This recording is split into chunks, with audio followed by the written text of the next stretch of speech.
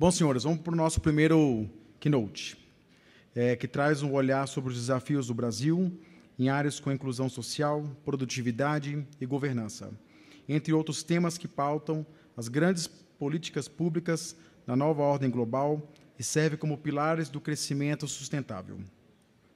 Quem sobe agora ao palco, quero convidar, é o representante da Organização da Cooperação e Desenvolvimento, a OCDE, o economista pós-graduado pela Universidade Kent do Reino Unido, que tem contribuído com a elaboração de políticas que ajudam os países a encontrar o caminho do crescimento sustentável. Quero cumprimentar nosso colega Luiz Mello.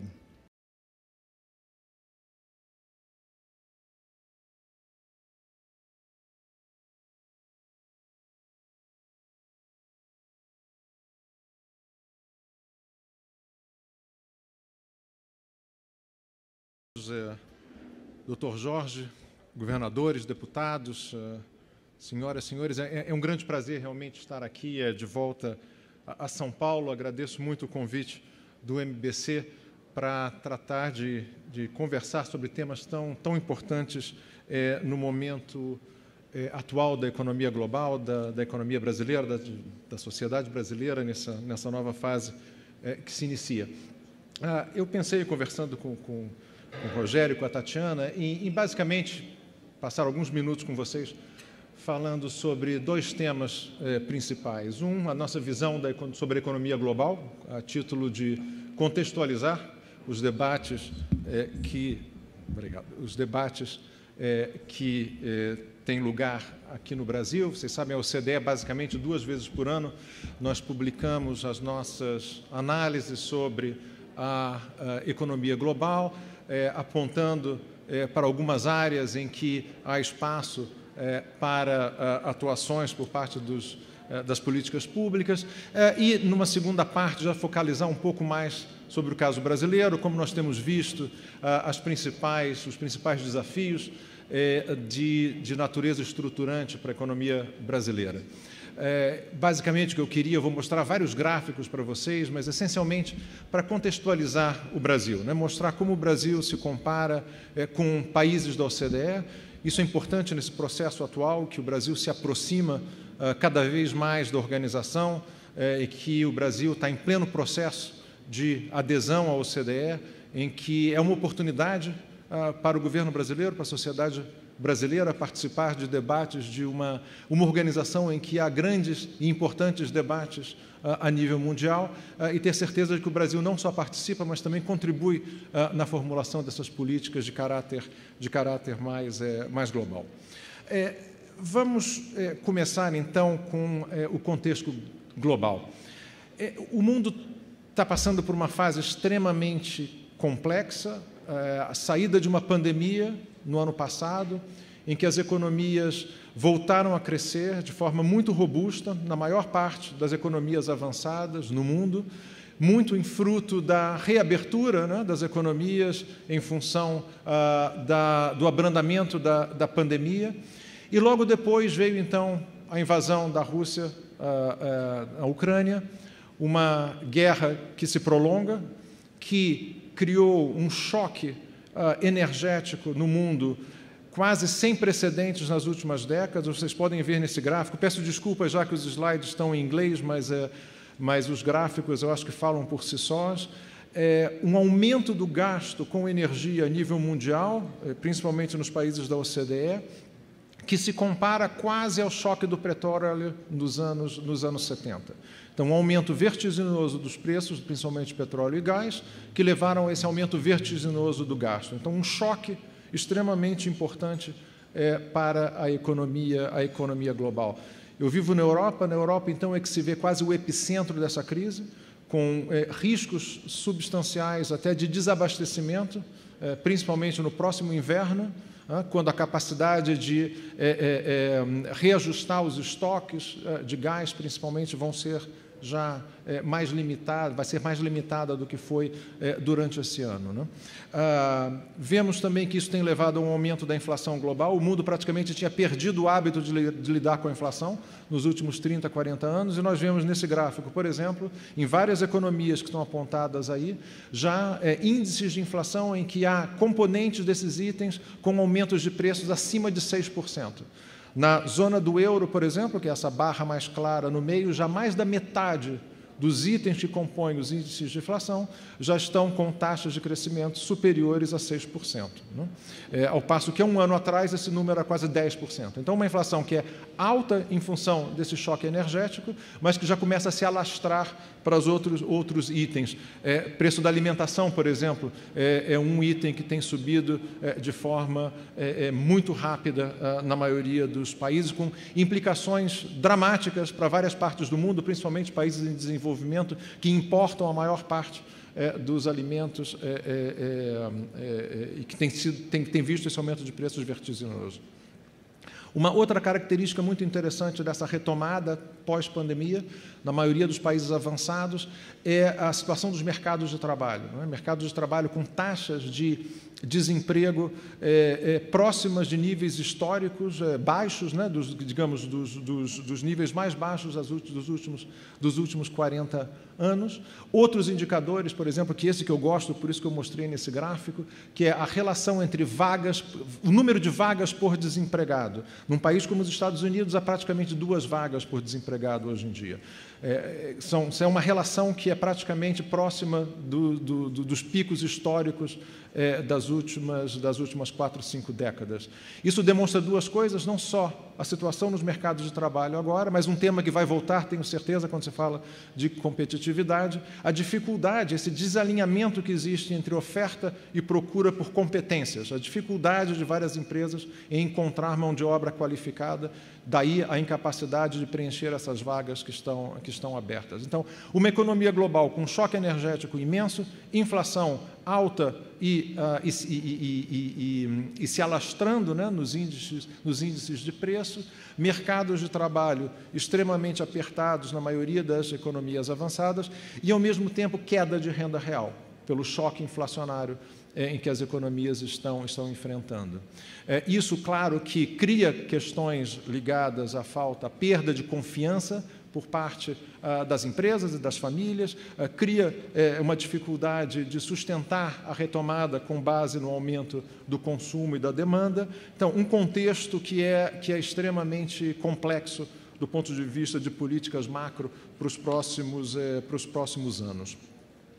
Qual é a nossa projeção básica, digamos, para a economia global? Nós vemos que esse ano o mundo deve crescer a cerca de um pouco mais de 3%, metade do que foi o crescimento no ano passado, né? A economia deve se desacelerar ainda mais ao longo desse ano e até o começo do próximo ano, né? Com uma taxa de crescimento para 2023 um pouco acima de 2%, e depois espera-se já uma retomada com um pouco mais de vigor em 2024, mas ainda taxas de crescimento muito, muito fracas. Uma coisa que é interessante nesse gráfico é a barra azul. Essa barra azul são os países da Ásia. Basicamente, é a Ásia que está crescendo atualmente. Se não fosse a Ásia, o desempenho da economia global estaria muito pior do que já está agora. E um contexto também para os próximos anos de inflação relativamente alta em relação ao que temos visto nas últimas 2, 3 décadas, que deve se desacelerar em função da normalização de mercados de energia, mas também em função do aperto monetário que está ocorrendo na maioria das economias centrais, de forma que, na média da OCDE, nós sairíamos de uma taxa média de quase 9,5% esse ano para algo em torno de 5% em 2024, que são números ainda muito altos, muito mais altos, né, do que as metas da maioria dos bancos centrais nas economias avançadas. Então, basicamente, isso foi para dar esse contexto, um contexto que é frágil, que vai exigir cuidados do ponto de vista da política macro e que vai nortear o debate, não só a nível internacional, mas que vai influenciar também o debate no Brasil, já que o Brasil não está isolado do resto do mundo. Queria, então, aproveitar os próximos minutos que me cabem para já trazer a discussão um pouco mais para o caso brasileiro, né? Como nós temos visto os principais desafios, principalmente do ponto de vista estrutural. Eu vou falar bem menos da parte macro e muito mais agora da parte estrutural, da parte micro, da parte setorial, e como nós vemos os desafios para o Brasil a médio e longo prazos, né? Começar com um gráfico que eu acho que é extremamente ilustrativo do desafio da economia brasileira de médio e longo prazo. Essa linha escura, negra, que vocês veem, basicamente é o que nós estimamos ser a taxa de crescimento potencial da economia brasileira. Basicamente, desde nós voltarmos até os anos 80, 90, a primeira década desse século, a economia brasileira potencialmente crescia cerca de 2%, 2,5%, 3%, oscilando mais ou menos entre 2% e 3%. Desde então, nos últimos 10, 15 anos, essa taxa tem caído ainda mais em função dos choques que tem afetado a economia brasileira, o mundo. Estamos agora cerca de algo como mais ou menos 1,5% que estimamos para esse ano, para o ano que vem. Bom, são taxas de crescimento potencial baixas para um país, para uma economia emergente. Uma economia emergente que queira diminuir o hiato de renda que existe em relação às economias mais avançadas, tem que crescer a taxas mais altas, né? E crescer a taxas mais altas de forma sustentável, não é só crescer 1 ano, 2 anos e depois encontrar uma recessão, é evitar essa oscilação que ocorreu várias vezes na história até recente da economia brasileira, poder crescer de forma sustentável ao médio e longo prazos. E por que isso tem ocorrido? Se vocês olharem nesse gráfico, todas as cores diferentes são essas componentes da taxa de crescimento do PIB potencial. Nós vemos dois componentes ali que são interessantes. Uma é essa parte roxa, que é basicamente a tendência do crescimento da população em idade economicamente ativa no Brasil, que tem caído ao longo do tempo por questões demográficas. O Brasil é uma sociedade que está envelhecendo a taxas relativamente rápidas. Então, a taxa de crescimento potencial da economia não vai crescer em função da taxa de crescimento do emprego, da taxa de crescimento da população em idade economicamente ativa, porque a demografia não vai permitir, né? A mesma que é outra componente interessante aqui é essa componente verde, que tem a ver também com o emprego, a criação de emprego, que é também ligada à demografia. E as outras duas partes que eu acho que são interessantes também é essa parte vermelha, que é o crescimento do estoque de capital. Já foi dito aqui antes, o Brasil investe pouco no setor privado, investe pouco no setor público. O que acontece ao longo dos tempos? Se você investe pouco, basicamente, essa capacidade em aumentar o estoque de capital na economia, que é outro motor de crescimento, também diminui. E é o que nós temos visto no Brasil ao longo do tempo. Essa componente vermelha tem oscilado e tem diminuído em tamanho ao longo do tempo. Mas eu estou deixando para o final a parte que é mais importante, que é essa parte azul. O que é isso? É a eficiência da economia. Isso, basicamente, é a produtividade do trabalho. E, no Brasil, ela tem caído. Ela tem caído desde meados dos anos 90. Essa barra azul, que foi relativamente alta, né, no meados dos anos 90 até a virada do século, tem se reduzido ao longo do tempo. E essa é a parcela, quando se faz o mesmo exercício de decomposição para as economias mais avançadas, mais eficientes da OCDE, o que é interessante ver é que elas também têm demografia desfavorável, também não vão crescer com base no crescimento da população economicamente ativa, mas o que elas têm conseguido é fazer com que essa parte azul compense pela redução dos outros motores do crescimento potencial, né? Então, um grande desafio para o caso brasileiro é fazer com que o crescimento que se dê nos próximos anos se dê basicamente em função do aumento da produtividade do trabalho para compensar, né, os efeitos adversos dessa demografia que a sociedade brasileira tem agora. E isso não é fácil. Isso não é fácil por uma série de razões, que nós já conhecemos muito bem, tenho certeza que vão ser destacadas durante os debates, os painéis. Mas eu queria mencionar só uns desses aspectos. E há um painel sobre educação que eu acho que vai ser importante, o governador Zema também já mencionou isso, a questão da educação. Sem aumento da educação, do investimento em capital humano, não há aumento da produtividade do trabalho. Isso é impossível se obter.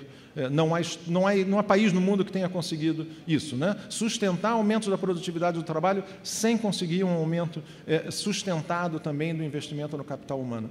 E aqui no Brasil há vários indicadores que todos nós conhecemos que mostram as dificuldades do Brasil nessa área, o desempenho do Brasil nessa área. Mas eu gosto desse gráfico porque ele mostra não só o desempenho do Brasil agora, mas como a evolução, no caso brasileiro, não foi tão boa como em outros países. O que esse gráfico mostra? É a parcela da população jovem, de quem tem entre 25 e 34 anos agora, em relação à população mais velha, quem tem 55 e 64 anos agora, e qual é a parcela desses dois grupos etários que tem educação superior. E você vê que no Brasil houve uma melhora. Hoje em dia, o grupo mais jovem, 25 e 34 anos, praticamente 1/4 daquela população tem ensino superior, ao passo que o grupo mais velho, 55 a 64, era só 15%. Então, houve uma melhora nisso. Mas se vocês olharem um país como a Coreia, por exemplo, que está no outro extremo do gráfico, a diferença entre a percentagem de população desses dois grupos etários é imensa. Hoje em dia, praticamente, os mais jovens têm 70% daquele grupo tem ensino superior, ao passo que o grupo mais velho já tinha mais ou menos 25%. Então, essa geração mais velha na Coreia tem o mesmo nível de instrução, em termos de educação superior, que os mais novos no Brasil. Quer dizer, então, educação não é um investimento que tem um payoff daqui a 2, 3 anos, é uma questão de investir por gerações. Então, nós estamos uma geração atrás da Coreia em termos de acumulação de capital humano. Então, só para deixar esse ponto, sem mais investimento em qualidade, em acesso, em tudo que tem a ver com a melhora do desempenho educacional de capital humano da população, vai ser difícil sustentar essas taxas de crescimento da produtividade. Outro tema que eu queria trazer aqui para o debate é a questão do investimento. Já foi dito antes, eu já mencionei antes, a questão do investimento como motor do crescimento no Brasil sofre dessa característica de que o Brasil investe pouco. Se vocês compararem a barra vermelha para o Brasil, a barra verde para os países da OCDE, só no que tange ao investimento público já há uma defasagem da média do que é o Brasil e dos países da OCDE. Investimento privado também há uma diferença em relação aos países da OCDE. Então, resgatar a capacidade de investir vai ser extremamente importante. E aqui eu queria só alertar para um outro fato. Quando se fala em investimento, se fala muito na formação de capital fixo, o investimento em estruturas, em fábricas. Mas há um investimento em intangíveis. O que são intangíveis? É propriedade intelectual, basicamente, são copyrights, é tudo que não é físico, mas que é extremamente importante para se manter o desempenho, a capacidade de crescimento das economias. Há países hoje em dia avançados, eu gosto de citar o caso da Inglaterra. A Inglaterra, hoje em dia, investe mais em intangíveis do que em intangíveis.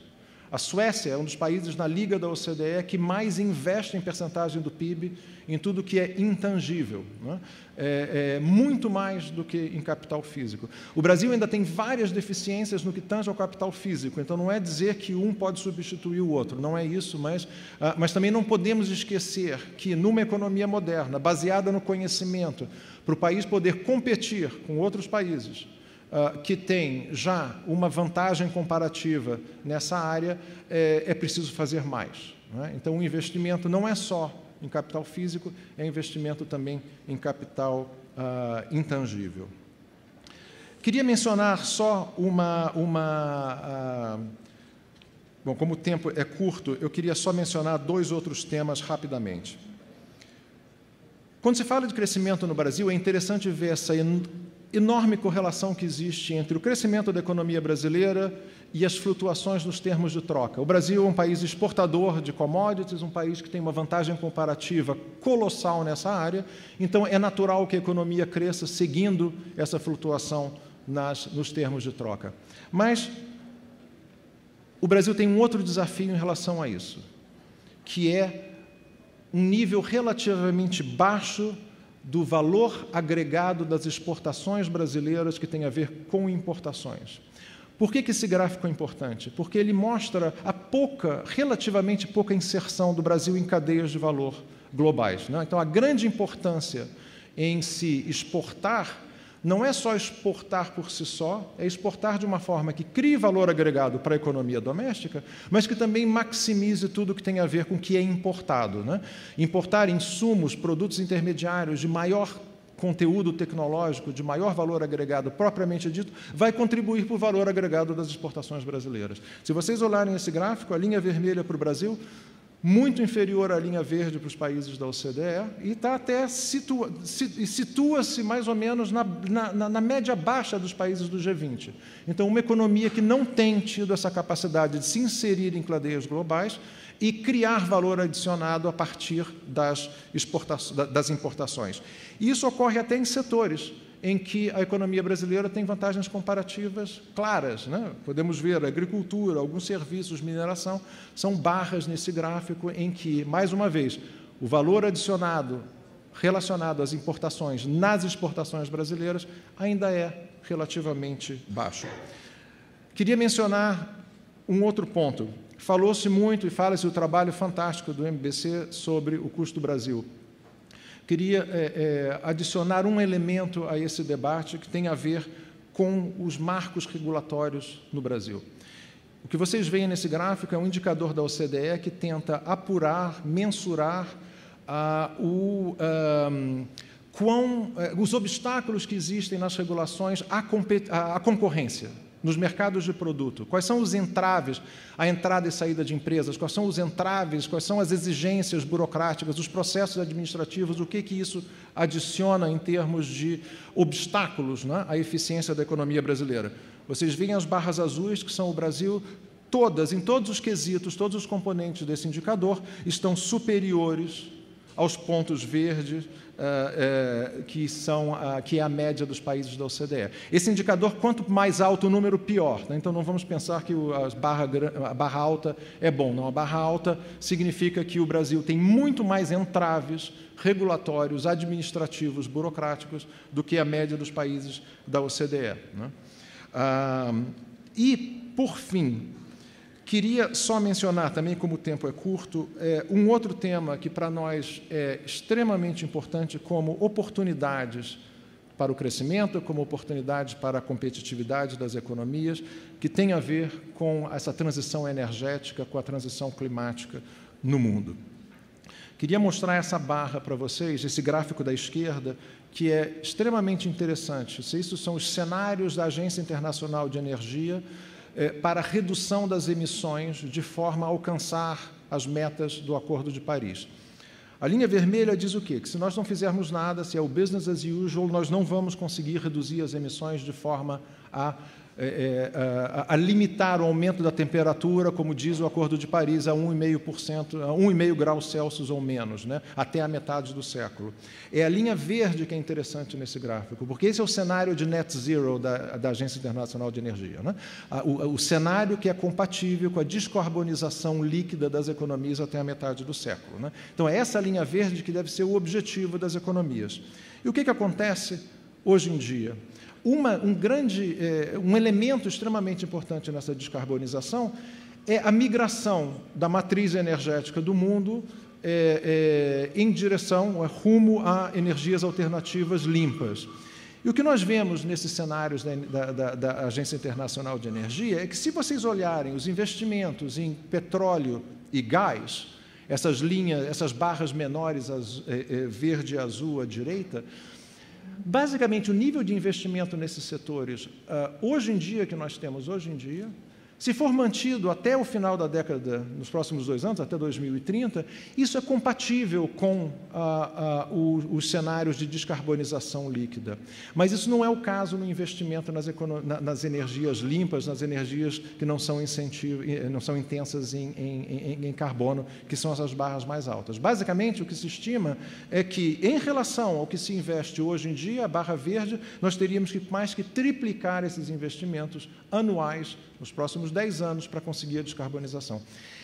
Isso é um desafio imenso para o mundo, de vários, não temos tempo para falar disso agora, mas é uma oportunidade também colossal. Num país que tem vantagens comparativas, como o Brasil, na geração de energia limpa, né, como isso pode ser um motor do crescimento e do desenvolvimento da economia brasileira daqui para frente. E eu vou terminar com esse gráfico, porque há várias implicações em termos de políticas públicas para isso. Mas o que é fundamental é um quadro de políticas e de regulação na área ambiental que seja estável, que seja previsível, que seja entendido pelas empresas para que possam investir. Esse é um exercício que nós fizemos mostrando basicamente qual é o impacto que existe da incerteza sobre as políticas regulatórias nessa área sobre o investimento. E o que as barras mostram é que quanto maior a incerteza, menor o investimento ao longo do tempo. E principalmente nas empresas que hoje em dia são intensivas, mais intensivas em carbono, que são as empresas que vão ter que fazer os maiores investimentos, que vão ter que arcar com os ônus mais altos, né, em termos de descarbonização. Então, basicamente, eu queria só nesses poucos slides, com vários números, mas só para dar uma ideia de onde está o Brasil aqui em relação a países da OCDE, nessas áreas que são tão críticas, né, para melhorar a performance e o crescimento da economia brasileira, e aproveitando o fato de que, como o Brasil se está aproximando, está em processo de adesão à OCDE, como trazer para a mesa da OCDE e trazer a experiência dos países da OCDE para a mesa de debate do Brasil pode ser profícuo dos dois pontos de vista, né, dos países da OCDE hoje em dia, do debate de política no Brasil, de forma a maximizar, criar as maiores sinergias possíveis, maximizar o impacto desse processo de aproximação do Brasil com esse clube de países que incluem algumas das economias mais eficientes, com melhor desempenho do ponto de vista global. Muito obrigado pela atenção e pelo convite mais uma vez. Obrigado.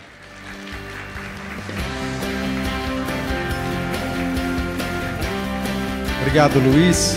Parabéns pela apresentação.